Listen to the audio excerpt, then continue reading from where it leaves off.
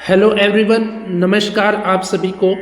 आज इस 268वें दिन के वीडियो में आप सभी का स्वागत है। आइए कुछ महत्वपूर्ण प्रश्नों को देखते हैं। तो आज का पहला प्रश्न है, पखावज वादक स्वामी पागलदास जी का पूरा नाम है। पखावज वादक स्वामी पागलदास जी का पूरा नाम है श्री रामशंकर दास।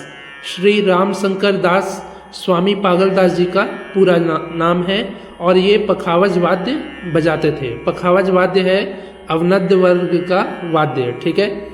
इसके बाद दूसरा प्रश्न है, सा प षडज और पंचम स्वर है।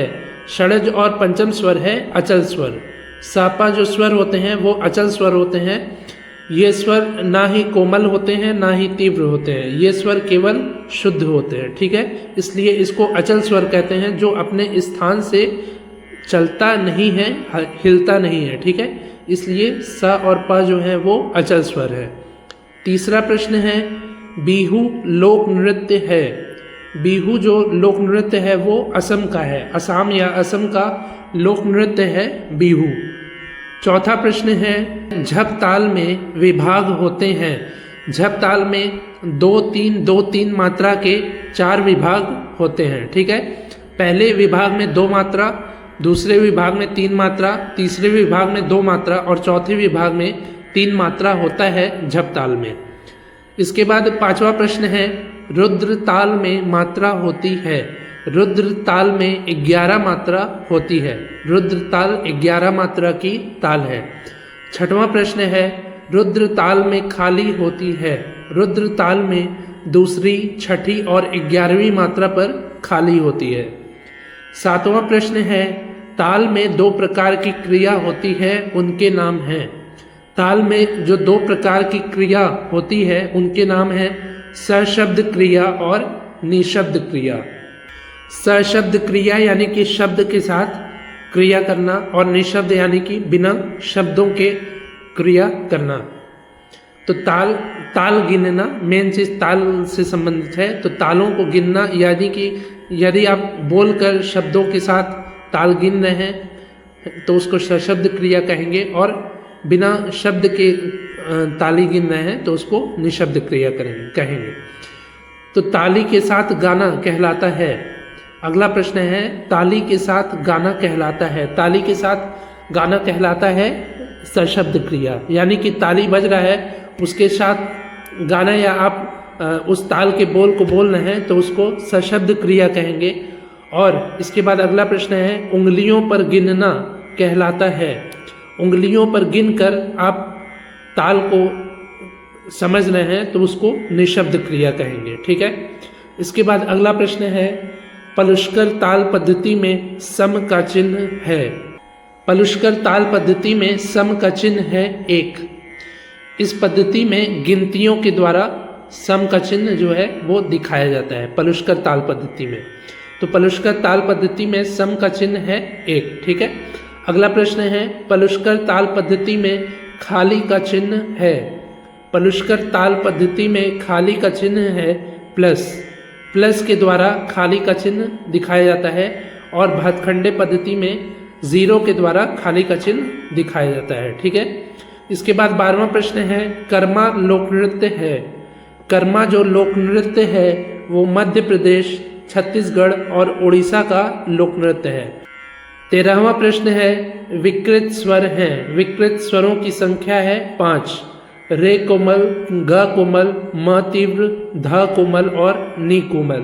रे, ग, ध, नी कोमल और मध्यम स्वर तीव्र है। ये सभी 5 स्वर विकृत स्वर होते हैं। इसके बाद 14वां प्रश्न है, पंडित अहोबल जी की लिखी पुस्तक है। पंडित अहोबल जी की लिखी पुस्तक का नाम है संगीत पारिजात। संगीत पारिजात ग्रंथ के लेखक हैं पंडित अहोबल जी, ठीक है।